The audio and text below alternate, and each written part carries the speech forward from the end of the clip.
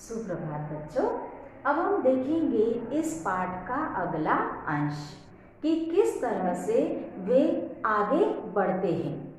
अब इस समाचार के कारण पिछले अंश में मैंने बताया कि एक शेरपा कुली की मौत हो गई थी। लोत्से से जो पहाड़ी थी, बर्फ का पहाड़ था, उसका एक टुकड़ा नीचे खिसक गया था और उसी से उस शेरपा कुली की मौत हो गई थी। तो अब हम देखेंगे कि आगे क्या हुआ। इस समाचार के कारण जो समाचार उन्हें मिला था, अभियान दल के सदस्यों के चेहरों पर छाए अवसाद, अवसाद यानी दुख की छाया, अवसाद देखकर हमारे कर्नल खुल्लर ने स्पष्ट किया कि एवरेस्ट जैसे महान अभियान ये कोई छोटा मोटा अभियान नहीं था बच्चों, ये बहुत ही महान अभियान था, खतरों से भरा अभियान था। और इसीलिए एवरेस्ट जैसे महान अभियान, उनके जो कर्नल खुल्लर थे, उनके नेता, उन्होंने उन्हें समझाया, उन्होंने उन्हें सांत्वना दी कि किस तरह से आपको ऐसे ही कठिन परिस्थितियों का सामना करना पड़ेगा, क्योंकि आप कोई छोटे मोटे अभियान पर आए नहीं हो। तो उन्होंने ये भी कहा कि कभी कभी मृत्यु भी आदमी को सहज भाव से स्वीकार करनी चाहिए, और जो भी एवरेस्ट चढ़ने की जिसकी मंशा है, जिसकी इच्छा है, जो ये इच्छा रखकर यहाँ पर आया है, उसे मृत्यु जैसी जो दुखद बात है, जो हम आसानी से स्वीकार नहीं करते हैं, तो उस बात को भी, मृत्यु को भी हमें सहज भाव से लेना पड़ेगा। उपनेता प्रेमचंद, उनके जो नेता थे वो कर्नल खुल्लर थे, और ये जो उपनेता है प्रेमचंद, जो अग्रिम दल के नेतृत्व कर रहे थे, जो अग्रिम दल इनके पहले ही वहां पर पहुंच गया था, तो अग्रिम दल का जो नेतृत्व कर रहे थे वे थे उपनेता प्रेमचंद। तो उन्होंने उनकी सबसे बड़ी पहली बाधा, इस एवरेस्ट पर चढ़ने के लिए सबसे पहली जो बड़ी बाधा थी वो था खुम्भू हिमपात, और खुम्भू हिमपात की स्थिति से उन्हें अवगत कराया, और उन्होंने कहा कि उनके दल ने कैंप एक अर्थात जो 6000 मीटर की ऊंचाई पर था, जो हिमपात के ठीक ऊपर था, वो जो हिमपात है उसके ठीक ऊपर था जो कैंप 1, वहां तक का रास्ता उन्होंने साफ कर दिया है। जो अग्रिम दल आया था उन्होंने वो रास्ता साफ कर दिया।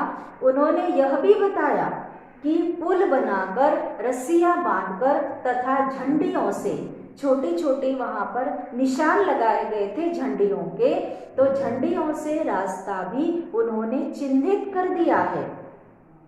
सभी बड़ी कठिनाइयों का जायजा ले लिया गया है, मगर उन्होंने इस पर भी ध्यान दिलाया कि जो ग्लेशियर की नदी है, बर्फ की जो नदी है, उसका बर्फ का गिरना अभी भी जारी है, और हिमपात में अनियमित और अनिश्चित बदलाव के कारण जो हिमपात होता है, बर्फ गिरता है, उसके अनिश्चित और वहाँ पर अनियमित, कोई नियम नहीं होता, कोई निश्चितता नहीं होती है कि बर्फ कब और किस दिशा से वहाँ पर गिरेगा, जो पहाड़ियाँ होती है वो किस दिशा में कब खिसकेगी, इसका कोई भी अंदाज़ा नहीं लगा सकता।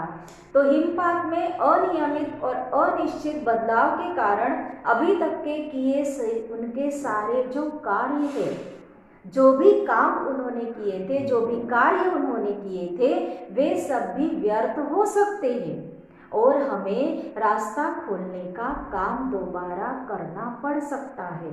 उन्होंने इस स्थिति से भी सभी आरोहियों को अवगत कराया। बेस कैंप में पहुंचने से पहले एक और मृत्यु का समाचार उन्हें मिला।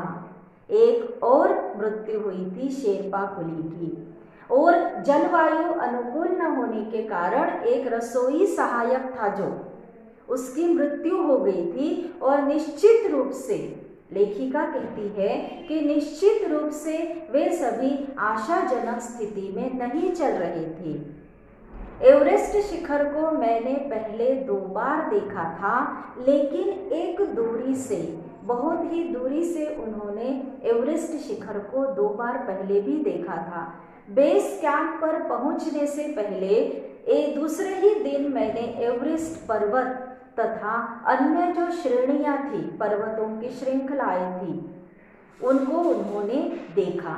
मैं भौचक्की रह गई।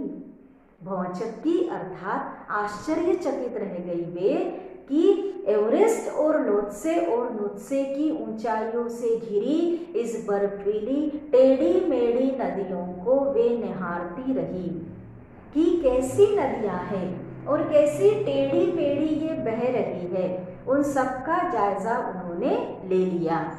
हिमपात अपने आप में एक तरह से बर्फ के खंडों का अव्यवस्थित ढंग से गिरना ही था। तो जो हिमपात होता था, हिमपात का अर्थ क्या है बच्चों, कि जो बर्फ के खंड है वो अव्यवस्थित ढंग से, अनिश्चितता से कभी भी किसी भी समय उनका खिसकना, उसे कहते हैं हिमपात। हमें बताया गया कि ग्लेशियर के बहने के कारण अक्सर बर्फ में हलचल हो जाती है, जिससे जो बड़ी बड़ी चट्टानें होती है, बड़ी बड़ी जो पहाड़ियों पर चट्टानें होती हैं, वो अचानक गिर जाया करती है और अन्य कारणों से भी अचानक प्रायः खतरनाक स्थिति धारण कर लेती है। ये जो बर्फ के खंड होते हैं, बड़े बड़े, छोटे मोटे खंड नहीं, जो बड़े बड़े खंड होते हैं वो अव्यवस्थित ढंग से, अनिश्चित ढंग से कभी भी किसी भी समय किसी पर भी गिर सकते हैं। तो इतना भयानक जो वहाँ का वातावरण था कि किसी भी समय किसी की भी मृत्यु हो सकती है, और ये निश्चित था क्योंकि कुछ शेरपा कुलियों की रसोई सहायक की मृत्यु पहले ही वहाँ पर हो चुकी थी।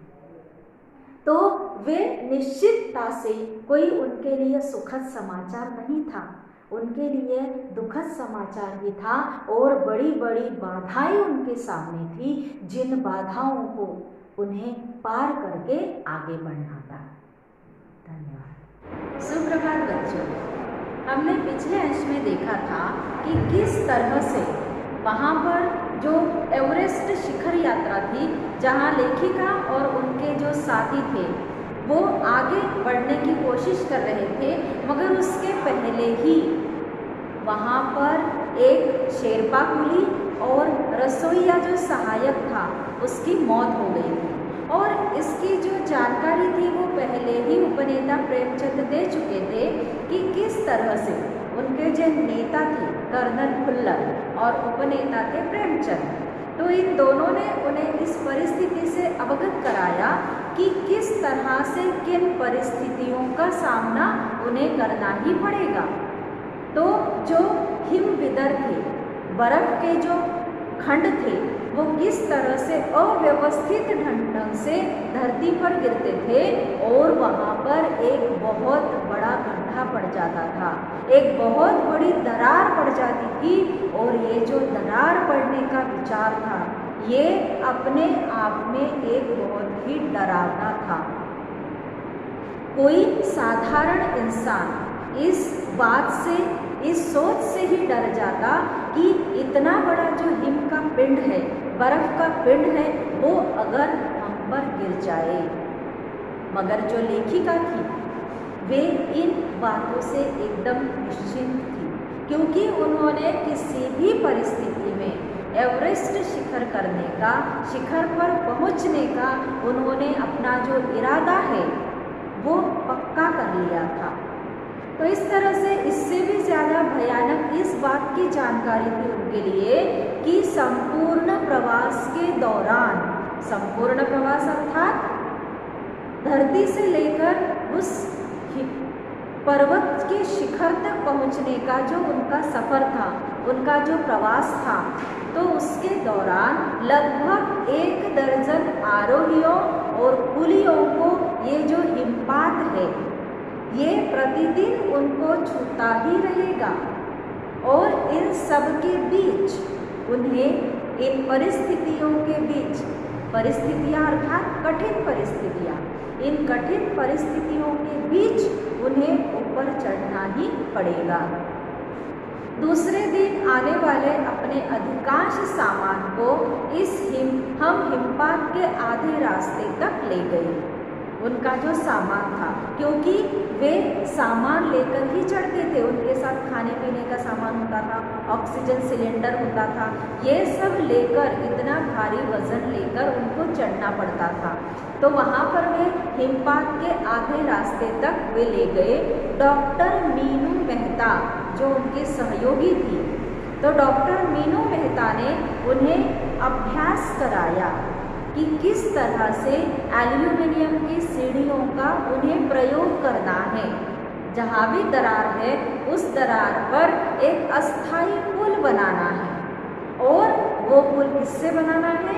लट्ठों और रस्सियों की सहायता से, और बर्फ की जो आड़ी तिरछी दीवारें हैं उन पर रस्सियों को बांधना। और हमारे अग्रिम दल के अभियांत्रिकी कार्यों के बारे में उन्होंने विस्तृत जानकारी दी। अभियांत्रिकी अर्थात जो हम इंजीनियरिंग कहते हैं जिसको, तो ये सारे काम जो है वो उन्हें चढ़ने के साथ साथ ये सारे काम भी उनको करते जाना है। तीसरा दिन, दूसरे दिन उन्होंने अभ्यास किया, आधे रास्ते तक लेकर गए। तीसरे दिन हिमपात के एक कैंप 1 तक सारा सामान ढोकर चढ़ाई करने का अभ्यास उनसे निश्चित किया गया। रीता गोंबू, उनकी एक और सहयोगी रीता गोंबू के साथ साथ ये दोनों, बचेंद्री पाल और रीता गोंबू, ये दोनों साथ साथ में चढ़ रहे थे। हमारे पास एक वॉकी टॉकी था। वॉकी टॉकी बच्चों आपको पता ही होगा।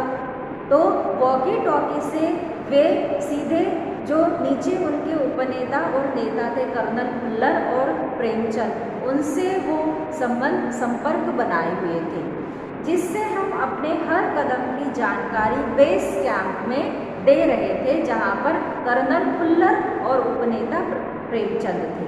तो इस जानकारी से कर्नल खुल्लर बड़े ही खुश हुए जब हमने उन्हें पहुंचने की सूचना दी, क्योंकि कैंप 1 तक पहुंचने वाली अब तक की केवल ये 2 महिलाएं ही थी, बचेंद्री पाल और रीता गोंबू।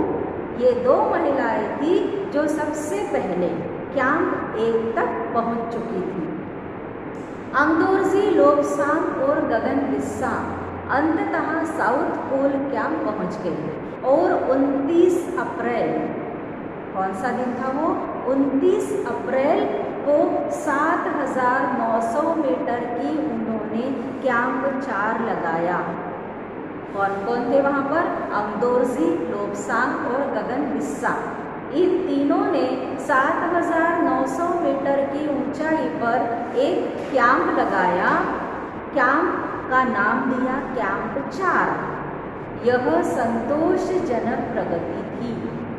जब अप्रैल में बेस कैंप में थी, लेखिका कहती है कि जब अप्रैल को वो बेस कैंप में थी, तेंजिंग अपनी, अब वो वहाँ की जानकारी दे रही है, जब वो बेस कैंप में थी, वहाँ से अब वो आगे बढ़ चुकी थी, तो तेंजिंग वहाँ पर आए अपनी पुत्री डेकी के साथ, और उन्होंने इस बात पर विशेष महत्व दिया कि प्रत्येक आरोहियों से उन्होंने मुलाकात की।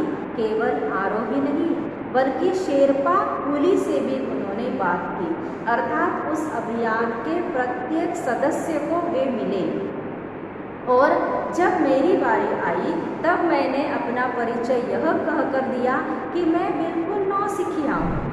नौसिखिया अर्थात नया नया सीखने वाले, और एवरेस्ट मेरा पहला अभियान है। तेंजिंग हंसे। तेंजिंग को हंसी आई, क्योंकि उन्हें पता था कि ये पक्की पहाड़ी लड़की है, पहाड़ियों के बीच में रहने वाली, ये कोई नौसिखिया नहीं है। तो उन्हें हंसी आई और उन्होंने मुझे कहा कि एवरेस्ट अभियान उनके लिए भी पहला अभियान है, और यह भी स्पष्ट किया कि शिखर पर पहुंचने से पहले उन्हें 7 बार एवरेस्ट पर जाना पड़ा था। तो अभी वो जो शिखर पर चढ़ेंगे उसके पहले, इससे पहले भी वे 7 बार एवरेस्ट चढ़ चुके हैं, मगर शिखर पर पहुंचने का उनका ये पहला अभियान है। उन्होंने उनके कंधे पर हाथ रखा और कहा कि तुम एक पक्की पर्वतीय लड़की हो, तुम्हें तो पहले प्रयास में ही वहां पहुंच जाना चाहिए। अब आगे 15-16 मई 1984, कब उनकी यात्रा शुरू हुई देखिए, 15-16 मई 1984 को बुद्ध पूर्णिमा के दिन लोत्से की बर्फीली सीधी ढलान पर लगाए गए सुंदर रंगीन नायलॉन के बने तंबू में वे थी और वो था कैंप 3। उसको नाम दिया गया था कैंप 3। कैंप में 10 और व्यक्ति थे। लोब्सांग तशारिंग मेरे तंबू में थे। बचेंद्रीपाल के साथ कौन कौन थे? लोब्सांग और तशारिंग और एंडी शेरपा तथा 8 अन्य मजबूत शरीर वाले ऊंचाइयों में रहने वाले जो शेरपा कुली थे वे दूसरे तंबुओं में थे। इस तरह से वहाँ पर 2 तंबू लगाए गए थे। एक में बचेंद्रीपाल, लोब्सांग और तशारिंग थे और दूसरे तंबू में एंडी शेरपा तथा और अन्य जो मजबूत शेरपा थे, सामान ढोने वाले, खाना बनाने वाले, तो ये शेरपा दूसरे तंबू में थे।